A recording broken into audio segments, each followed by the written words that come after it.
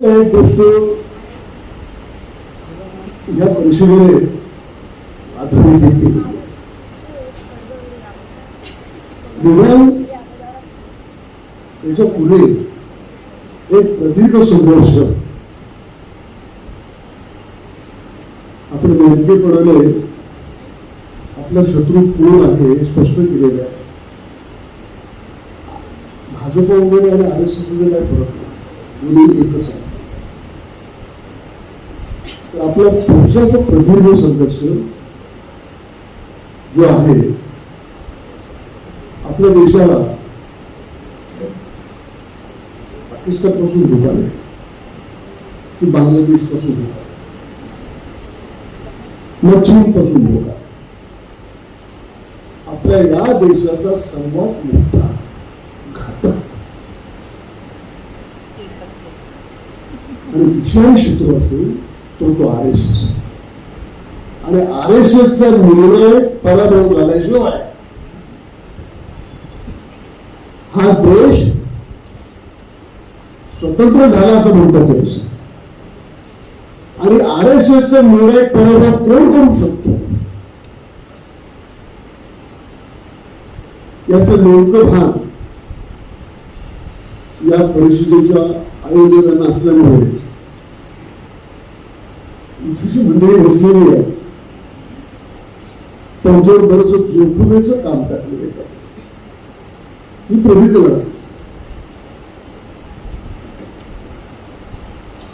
देशामध्ये काय परिस्थिती आहे आपल्या ही सांगायच्यापेक्षा अमेरिकेमध्ये जेनोसाइड वॉच नावाचं एक संस्था आहे. त्याने अभ्यास केला आपल्या देशामध्ये सध्या काय परिस्थिती आहे. आणि म्हणतो की भारत देशातल्या जनसमूहांच्या मध्ये इतका देश पडलेला आहे नफरती देशाचं या देशामध्ये केव्हाही मोठ्या प्रमाणात मानव संहाराला सुरुवात होऊ शकते. मोठ्या प्रमाणात यादी होऊ शकते. अत्यंत स्फोटक वातावरण या देशामध्ये आणि हे वातावरण केलं म्हणून RSSचं काम केलेलं आहे. RSSची वैचारिकता काय त्याच्या सूक्ष्मपणा जायला आपल्याला वेळ पण नाही शकतो. सर्व मुस्लिम मंडळी आहेत की वाचणारी समजणारी मंडळी आहेत म्हणूनच या परिषदेला आला. हा मोदी तिकडे गेला होता इस्रायलला आणि तो जो बोलला की इस्रायल माझी भाजली आहे ते सोपं कसं होईल. इस्रायलचं मोसाद तर मोसादचं CIA वरती नियंत्रण. मोसाद RSSला प्रशिक्षण देत आहे. त्यांना ग्रेटर इस्रायलची स्थापना करायची. गाझाचा जो बरेच भाग तो त्याचाच एक भाग. तर कालचं सिरियाचं सगळा तो प्रदेश इजिप्तचा तो घ्यायचा, बाजूचं जॉर्डन घ्यायचं, सिरिया घ्यायचं, लेबनॉन घ्यायचं, जॉर्डन घ्यायचं आणि ते वरती जाऊन इराक पण घ्यायचं. त्यामुळे वरचा जो देश तुर्कस्तान तोही घ्यायचा. कुणाला? इस्रायल. ग्रेटर इस्रायल तयार करण्यासाठी. त्यामुळे जॉर्जिया पण घ्यायचं आणि आर्मेनिया पण घ्यायचं. अखंड इस्रायल करायचं आणि आम्हाला सुद्धा अखंड भारत म्हणजे हिंदुस्थान करायचे. त्याच्यामध्ये आम्हाला पाकिस्तान घ्यायचं, अफगाणिस्तान घ्यायचं, नेपाळ घ्यायचं. ही जी छोटी छोटी जिल्ह्यावरी राज्य आहेत भूतान, सिक्कीम वगैरे यांना घ्यायचं, म्यानमारला घ्यायचं, श्रीलंकेला घ्यायचं आणि आम्हाला अखंड भारत करायचं. दोघांच्याही वैचारिकतेमध्ये साम्य लक्षात घ्या. आणि अमेरिका काय? अमेरिका संपूर्णतः युरोपियन स्थलांतरितांचा देश आहे. तिथल्या स्थानिक इंका, माया या सगळ्या लोकांची कत्तल करून त्यांचा गुन्हा बळकवून झालेलं ते युरोपियन एक्सटेन्शन आहे. सगळे जे आफ्रिकन आज जे तिथे दिसतात त्याला गुलाम होऊन गेले. आता जे युद्ध सुरू आहे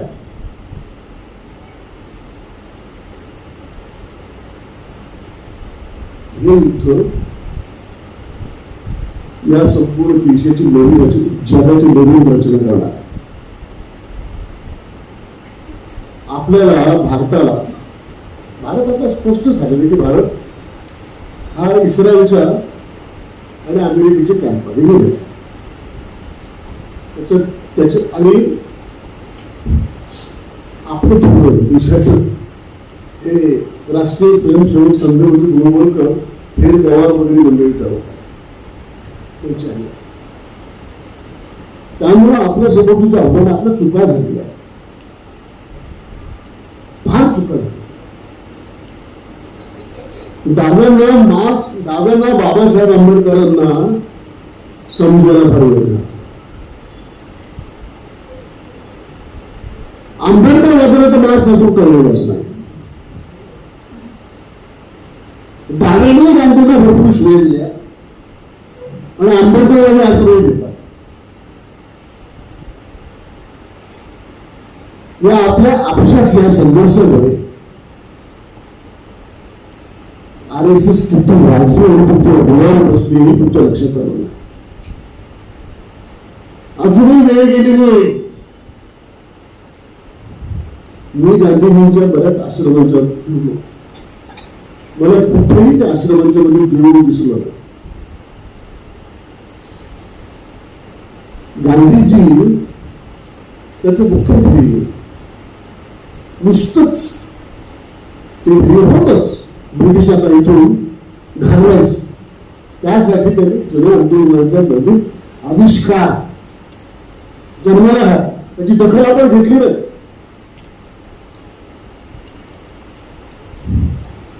बाबासाहेब आंबेडकरांनी काय आंदोलन केलं हे राहिलं नाही.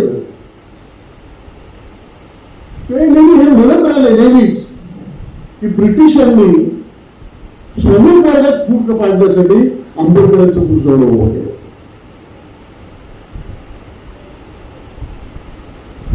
डाव्याने सतत वाटत आलं की फक्त कामगार हाच सर्व आराबवला आहे. पण डोक्यावरती विष्ठा वाहून जाणारा जे नमूद आहे त्याच्या श्रमाचं सरप्लस व्हॅल्यू आजपर्यंत डावे समजू शकले नाही. आपल्या देशातली व्यवस्था आताचं जे आपलं सरकार आहे हे कॉर्पोरेटशाही आणि मनुवाद ब्राह्मणशाही याचं संयोगाचं सरकार.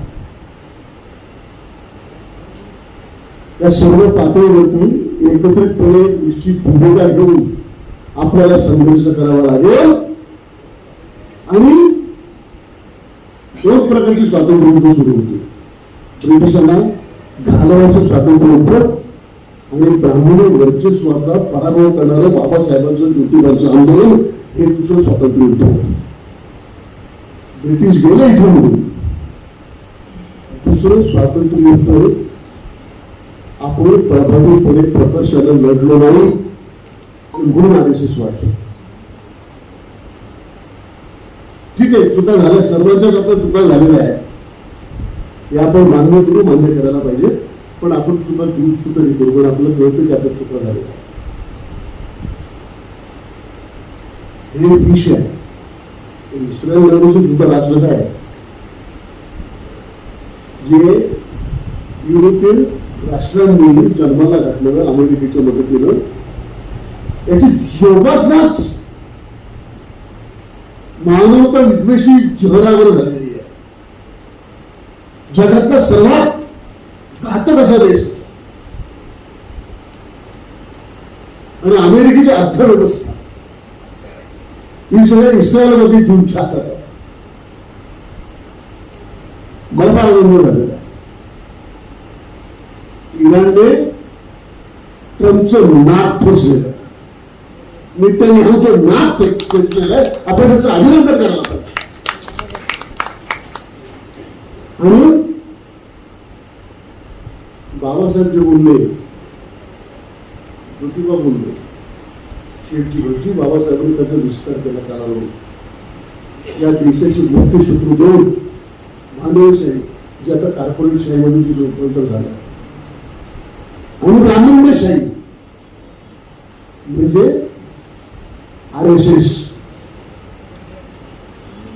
हे आपले मुख्य शत्रू आहे. आणि माझी आमच्या ड्रायव्हर मित्रांना मला त्यांना सांगायचं की तुमच्या सर्व हाराच्या व्याख्येमध्ये गावनुसार बाहेरचा दलित पहिल्यांदा येतो, आदिवासी पहिल्यांदा येतो. काय झालं लक्षात घ्या. कुठल्या काळात आपण आलो. सगळा देश अदानीला अंबानीला भेटायला घेतले. काय झालेलं शिकलं आरक्षणासाठी तो जरांगी मांडते, तुमचे हाते म्हणते, तिकडे आंदोलन बांधते. आरक्षण फक्त शासकीय निमशासकीय संस्थांच्या मध्ये, उद्योगधंद्यांच्या मध्ये, सेवा उद्योगांच्या मध्ये असतं. सगळ्यांचं खासगीकरण मोदीमध्ये होतात. आणि खासगीकरण तर करून टाकलं, सगळीकडे कंत्राटी करायला आणलंय. तुमच्या ताटामध्येच काही नाही. आणि आम्ही वाटा बघण्यासाठी मागतो. UGCचा प्रश्न आहे, तो आपल्याला घ्यावा लागेल. तो प्रश्न या देशातल्या सर्व प्रश्नांना स्पर्श होतो. 6,800 IAS आहे. ओबीसी 50% वर असेल. या IAS मध्ये 3% सुद्धा ओबीसी मध्ये जागा नाही. आदिवासी 1% नाही. आणि दलितांना जे ते 1 ते 3% जागा मिळाले. जे 85% आहेत त्यांना 10% सुद्धा जागा नाहीये आरक्षणामध्ये. सरकारी निम सरकारी आस्थापनांमध्ये. आणि जे 3.5% पासून 7-8% आहेत त्यांच्याकडे 90% जागा आहे. सगळी जीवनशैली ब्राह्मण्यग्रस्त आहे. सगळा मीडिया ब्राह्मण्यग्रस्त आहे. तुमची मुख्य लढाई काय असतील हे ठरवा, तेव्हाच आपण ही गुलामगिरी कायमची नष्ट करू शकतो. आता कुंड्याला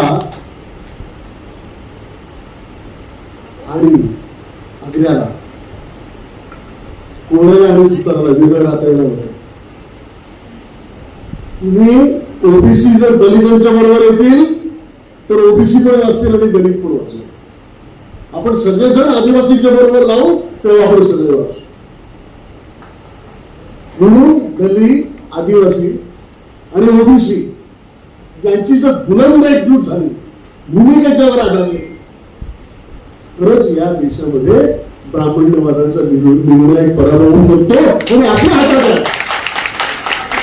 आता आम्ही आलो म्हणजे या परिस्थितीसाठी फार क्वचित विमानात जातो. तिकीट वगैरे मिळालं आणि अशोक भाऊने हुकूम केलं की यावं लागतं. आलो मुंबई विमानतळ, नाव छत्रपती शिवाजी महाराज, आणि सगळीकडे आधारित. आमची विमानतळं विकली, मोदीच्या बापाची आहे. रेल्वे विकली, धातूच्या खाड्या विकल्या, बंदरं विकली, नद्या विकल्या, अरवली विकला, हिमालय विकलाय. आम्ही लढलो का? आम्ही लढलो का? लढल्याशिवाय तुम्ही गुलामगिरी संपवणार आहात. नागपुरात बोलतो मी. नागपुरामध्ये IIM, Indian Institution of Management नागपुरातच आहे. एकही विषय तिथे नाहीये विद्यार्थी, एकही दलित नाही, एकही आदिवासी नाही. ही परिस्थिती तुमची नाकाबंदी केलेली आहे जाती व्यवस्थेने आणि विशेष करून तुम्ही मला म्हणाल फार बरोबर आहे ते कुसबुस करायची विस्फोरण करायची गांधीजींच्या बद्दल बाबासाहेबांच्या बद्दल सगळ्यांच्या बद्दल भयानक लोक आहेत त्यांचा आकार माणसासारखा असला तर ती माणसं नाही हे हलकट लोक मला वाटतं मराठा जे म्हणतात आम्ही क्षत्रिय आहोत असं त्यांचं समज आहे चिंतत काय तुम्ही काय बोलला तुम्हाला हा काय बोलला तुम्हाला बोलवकर म्हणतो तिथं माझ्या बहिणी बसलेल्या आहे की वंशशुद्धीसाठी आम्ही उत्तर भारतातून गंगोत्री केरळात आणले आणि नायर स्त्रियांच्या बरोबर त्यांचे संबंध ठेवले अगदी बरोबर केलं कारण मानव जातीत शुद्धता ठेवायची असेल प्रयोग करावं लागतो हा प्रयोग करावा लागतो इतकं यांचा मेंदू हा सडलेला आहे आणि आपण काय घाबरायचं यार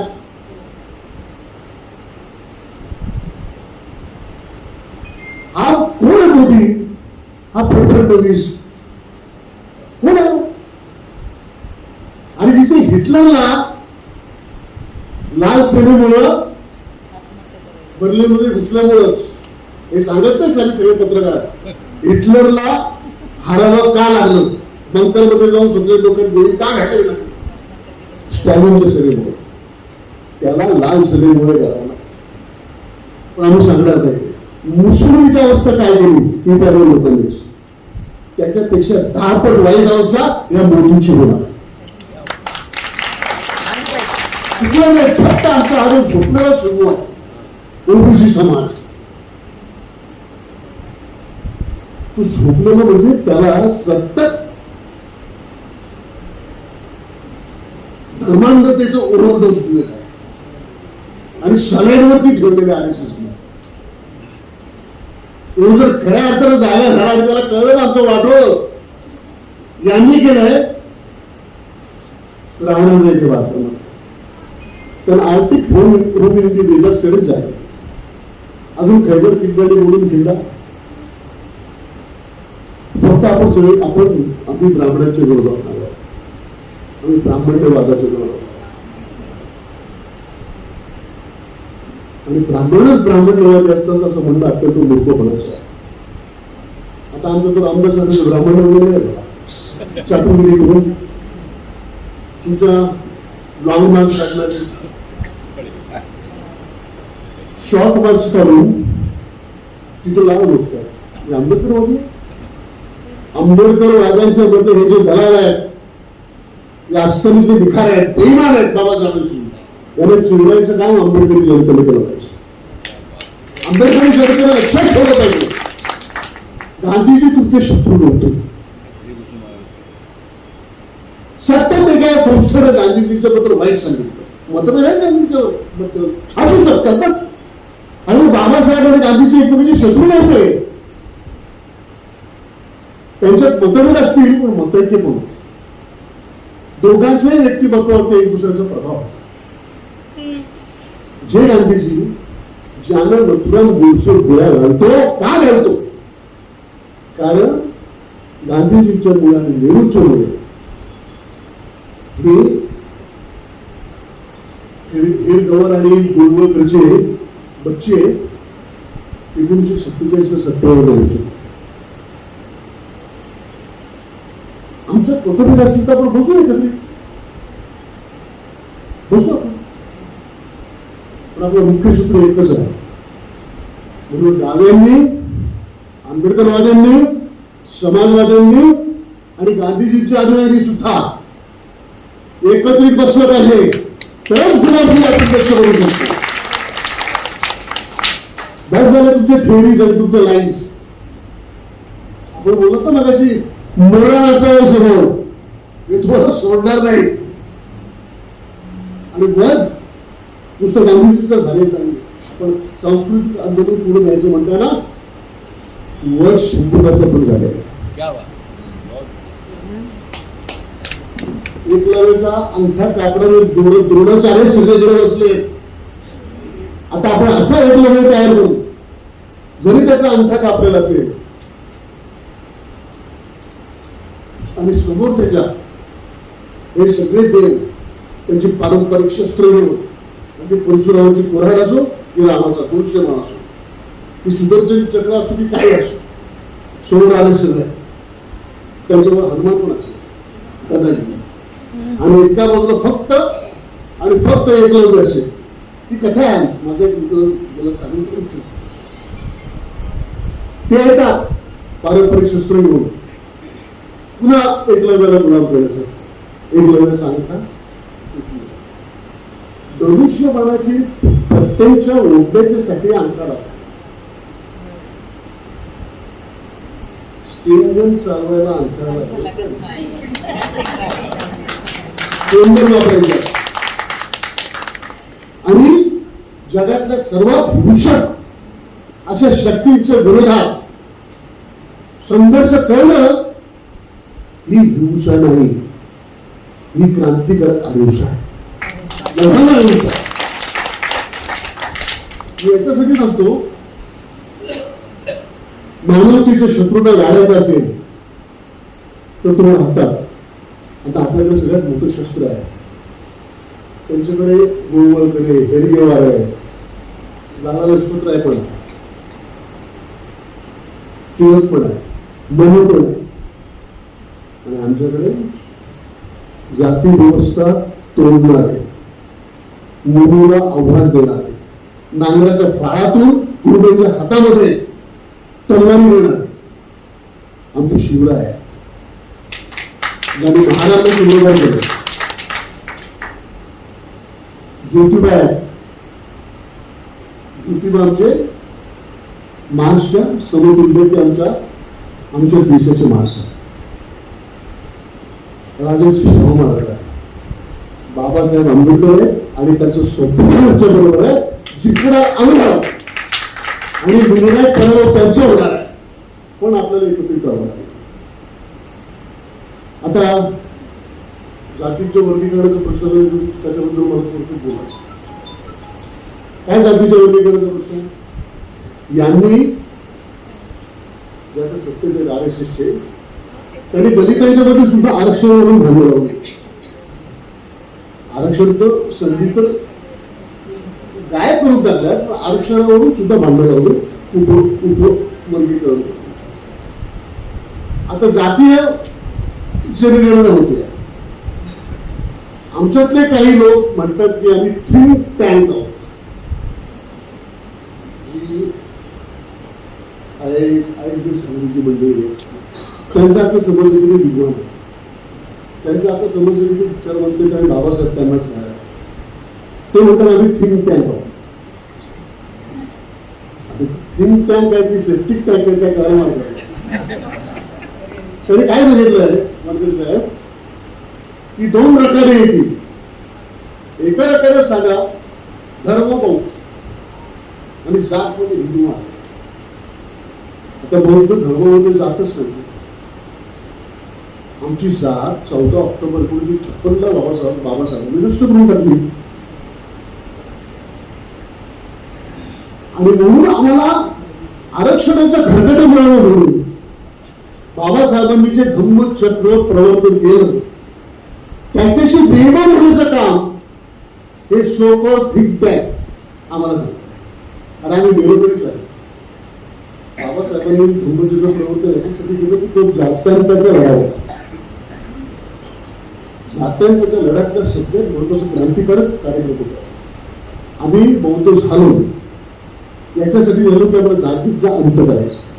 हा देशच बौद्ध होता आणि म्हणून आम्ही गेलो तरी चालेल. असे 1000 आरक्षण आले आणि गेले तरी चालतील. आम्ही पुन्हा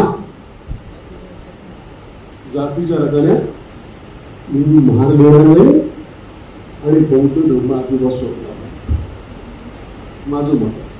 पटलं त्यांना पटलं. आणि हे थिंक टँक आहे त्याचं होणारी करा. त्यांचं सगळं पाणी सोडलं साफ कराय टँक्स आणि जातीवादी टँकर्स आपल्यामधले पण नागपुरामध्ये तिथे रेशीम बाग आहे. किती मोठं आव्हान तुमच्यासमोर आहे. मी मागच्या वेळेला आलो होतो, मोठे मोठे ऑडियन्स होते. तर माजी मंत्री त्या महिला आहेत त्या, नंतर आमचे जोगेंद्र बाबा, अजून 2-4 नेते, त्यांची थोबाडं सगळी फडणवीसांच्या बरोबर, मोदीच्या बरोबर. तुम्हाला लाज नाही वाटत? सांगताय की आम्ही नागपूरचे आहोत. तुम्ही याला काय म्हणतात त्याला असोसिएट हिंदू राष्ट्रपती येतो म्हणजे याच्या गावामध्ये मडकं दिलेली. हे मडकेंचे सुद्धा कॉन्ट्रॅक्ट घेते. इतके नालायक लोक. मी तर चांगलं काम केलं. गुलामगिरीच्या विरोधात आपण जे सगळे आहोत. बाबासाहेब म्हणाले मी अगोदर भारतीय, नंतरही भारतीय, अंतिम टाइम भारतीय. आपण बौद्ध नंतर अगोदर भारतीय. जपानमध्ये एक गोष्ट शिक्षक मुलांना सांगतात की जपान हा आपला सगळा देश बौद्ध आहे आणि बुद्ध आपला मार्गदर्शक आहे. पण जर बुद्धावर कोणी हल्ला केला तर तुम्ही काय कराल? मुलं म्हणतात जो हल्ला करेल त्याला आम्ही मारून टाकू. त्यावर तो शिक्षक पुन्हा विचारतो, पण जर बुद्धांना आता जपानवर हल्ला गेला तर ते म्हणतात आम्ही बुद्धाला मारून टाकू. आम्ही हे केलं. आमच्या कुठल्याही देवापेक्षा धर्मसंस्थापकांच्या पेक्षा आमचा देश महत्वाचा, आमच्या धर्मापेक्षा आमचा देश. आम्ही सगळे पहिल्यांदा भारतीय आहोत आणि भारतीय म्हणून चाहतो आणि संविधानाचा सरनामा हाच आमचा जाहीरनामा आहे. हाच आमचा कार्यक्रम आहे. हे समजून आजपासून एका महासंघाला आपण सुरुवात करूया असं म्हणून आपण सगळे बसलो एकत्रित तर याच्यातूनच फौज तयार होणार आहे. बरं का? आणि हे काम जे तुम्ही केलं नागपुरात, बरं का, मला माहिती की रेशीम बागेतील किडे त्याची निश्चितपणे नोंद घेतील आणि त्यांनी नोंद घेतली. हे सगळे महत्वाचे तोफखाने आपल्या बाजूला असताना आपला पराभव होणार नाही. आपण जिंकू नका. तुम्हाला शुभेच्छा देतो. आणि इतक्या वेळ तुम्ही मला ऐकलं, तुमच्याकडे राहायला होता. तुमचे आभार मानून कायम. आणि मला बोलवण्याची बोलण्याची त्यांनी संधी दिल्याने बोलावलं त्याबद्दल आपल्या या समितीची सुद्धा मी उभी राहील. आणि आपल्याला काय होतं फक्त आपली सगळी आंदोलन गॅसमध्ये त्या आपल्याला बरोबर आहे. फ्रीजर आणि गॅस म्हणजे घुसवलं आहे. कारण लोकांचं का घुसवलं ते असं भाऊ आपण पूर्ण डीजे वरती तुफान नाचतो.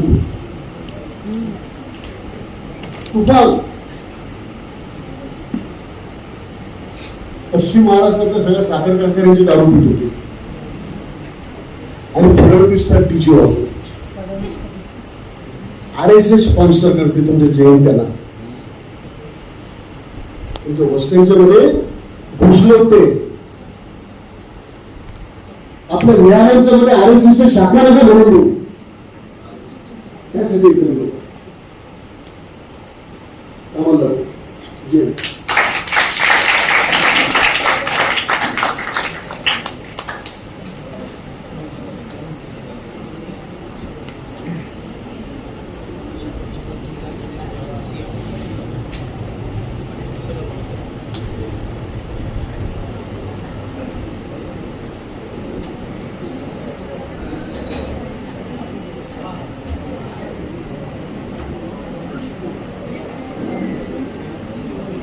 थोडी क्रिसमस होऊया.